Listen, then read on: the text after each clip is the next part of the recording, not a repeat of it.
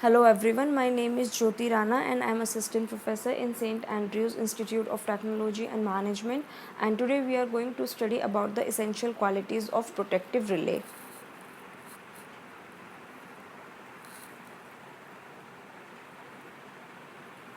सबसे पहले है रिलायबिलिटी। रिलायबिलिटी क्या होती है? रिलायबिलिटी किसी भी प्रोटेक्टिव सिस्टम की एक बेसिक क्वालिटी होती है। रिलायबिलिटी का मतलब है कि जो मेरे कंपोनेंट्स में यूज़ कर रही हूँ अपने प्रोटेक्टिव सिस्टम में, वो इतने रिलायबल होने चाहिए कि वो प्री डिटरमाइंड कंडीशंस में भी ऑपरेट कर सके। प्री डिटरमाइंड कंडीशन जैसे कि एक एग्जांपल देती हूँ, जैसे वेदर ख़राब है। वेदर ख़राब है मतलब इन्वायरमेंटल फॉल्ट हो सकते हैं, वेदर फॉल्ट हो सकते हैं, ठीक है। हवा चलने की वजह से ट्री फॉलिंग हो सकती है, लाइटनिंग हो सकती है। उस कंडीशन में मेरे जो कंपोनेंट्स हैं पावर सिस्टम में, वो एक प्री डिटरमाइंड कंडीशन है, ठीक है, और वो उस कंडीशन में ऑपरेट कर सके। अब प्रोटेक्टिव सिस्टम के अंदर बहुत सारे कंपोनेंट्स होते हैं और हर कंपोनेंट की अलग अलग ऑपरेशन होता है।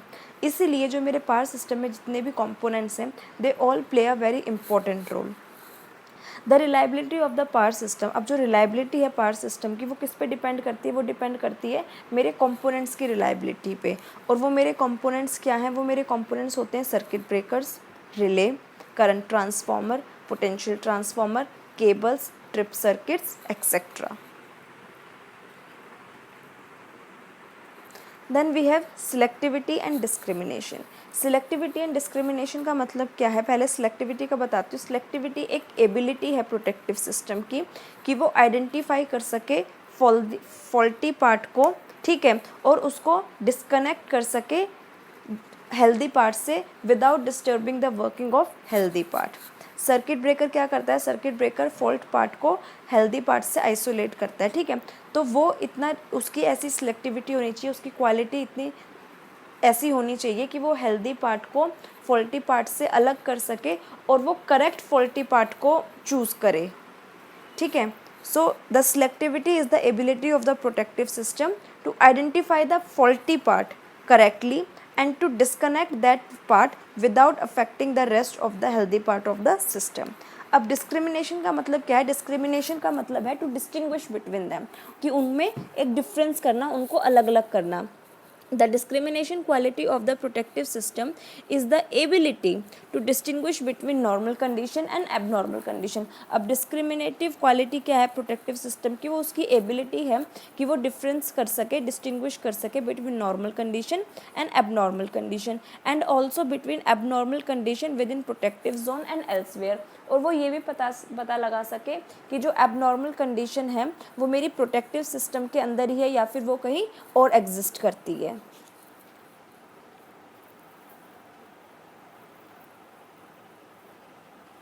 Then we have speed and time.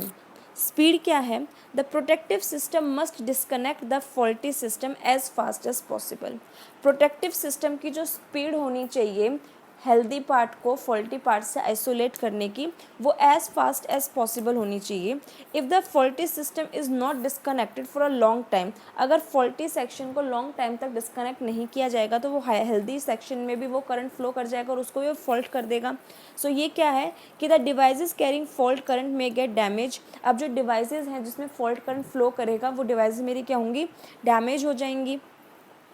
The failure leads to the reduction in the system voltage. Failure की वजह से जो सिस्टम वोल्टेज है वो रिड्यूस हो जाएगी। सच लो वोल्टेज में affect the Motors and generators running on the consumer side, जिसकी वजह से अगर वोल्टेज डाउन जाएगी तो जो मेरी motors and generators customer side पे ऑपरेट कर रही हैं उनकी वोल्टेज वो भी इफेक्ट होंगी।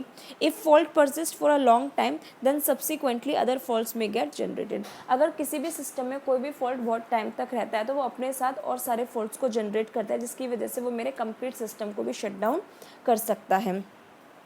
The total time required between the instant of fault and the instant of final arc interruption in the circuit breaker is called fault clearing time.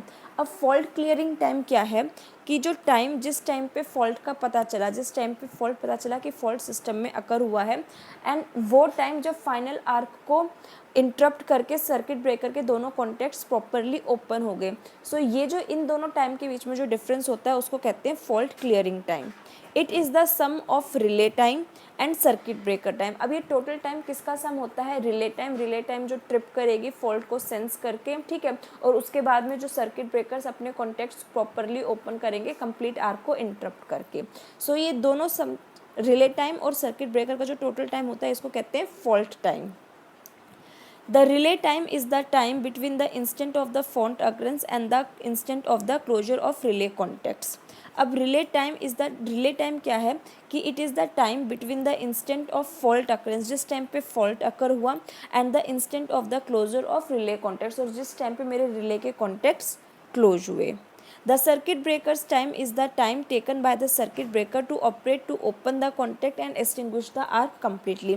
Circuit breaker का time क्या होता है? सर्किट ब्रेकर का time होता है कि अब जो ट्रिप कॉइल थी वो कम्प्लीटली क्लोज हो गई, उसने कम्प्लीटली ट्रिप कर दिया। अब सर्किट ब्रेकर को अपने कॉन्टैक्ट्स ओपन करने हैं और जो उसमें आर्क स्ट्रक हुई है, आर्क क्वेंच हुई है, उसको इंटरप्ट करना है। सो स्पीड एंड टाइम मेरी क्या क्वालिटी है? स्पीड एंड टाइम का मतलब है कि जब भी सिस्टम में फॉल्ट अकर हो तो उसकी स्पीड इतनी फास्ट होनी चाहिए कि वो फॉल्टी पार्ट को हेल्दी पार्ट से जल्दी आइसोलेट कर सके, और उसमें जो फॉल्ट क्लियरिंग टाइम है, रिले टाइम है, सर्किट टाइम है, वो मिनिमम होना चाहिए। Then sensitivity. सेंसिटिविटी क्या होती है? The protective system should be sufficient sensitive so that it can operate reliably when required. Sensitivity system क्या है? सिस्टम की वो इतना सफिशिएंट सेंसिटिव होना चाहिए कि वो रिलायबली सिस्टम में ऑपरेट कर सके। The sensitivity of the system is the ability of the relay system to operate with low value of actuating quantity. It indicates the small value of actuating quantity at which the protection starts operating in relation with the minimum value of fault current in the protected zone. Then we have stability. अब stability क्या है? Stability is the quality of the protective system due to which the system remains inoperative and stable under specified conditions such as transient disturbance through faults etcetera.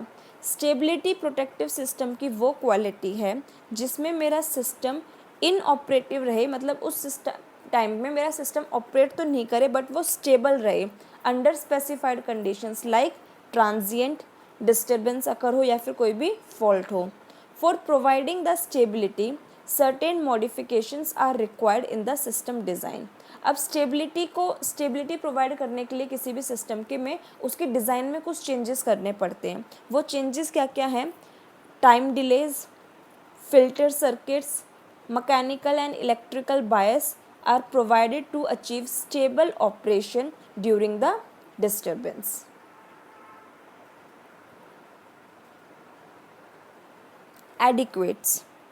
एडिक्वेटनेस क्या होती है?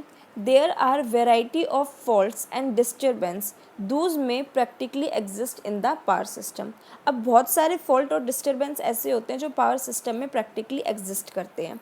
It is impossible to provide protection against each and every abnormal condition which may exist in practice due to economical reasons. अब ये impossible है कि हर fault और हर disturbance के against protection system में प्रोवाइड करवाई जा सके। क्यों? क्योंकि अगर छोटा सा भी फॉल्ट होगा और उसके अगेंस्ट भी हम प्रोटेक्शन प्रोवाइड करेंगे so it required cost. But the protective system must provide adequate protection for any element of the system.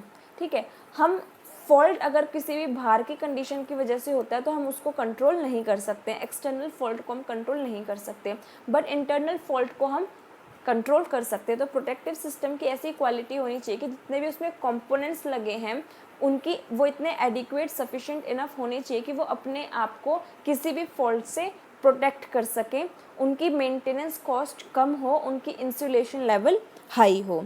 The adequate of the system can be assessed by considering the rating of various requirements. अब किसी भी system की एडिक्वेटनेस को कैसे बढ़ा सकते हैं कि हम अपने सिस्टम में पहले ही उसका रेटिंग इक्विपमेंट यूज़ करें, कॉस्ट उसकी कम हो, लोकेशन ऑफ इक्विपमेंट कि हम अपने इक्विपमेंट को राइट जगह पे ही प्लेस करें, probability of abnormal conditions due to external and internal fault, हमें पहले से ही पता, मतलब हम अपने इक्विपमेंट को इस जगह पे प्लेस करें जहाँ पे हमें पता है कि प्रोबेबिलिटी क्या है, इंटरनल फॉल्ट की प्रोबेबिलिटी कितनी है उस केस में, और एक्सटर्नल फॉल्ट की प्रोबेबिलिटी क्या है।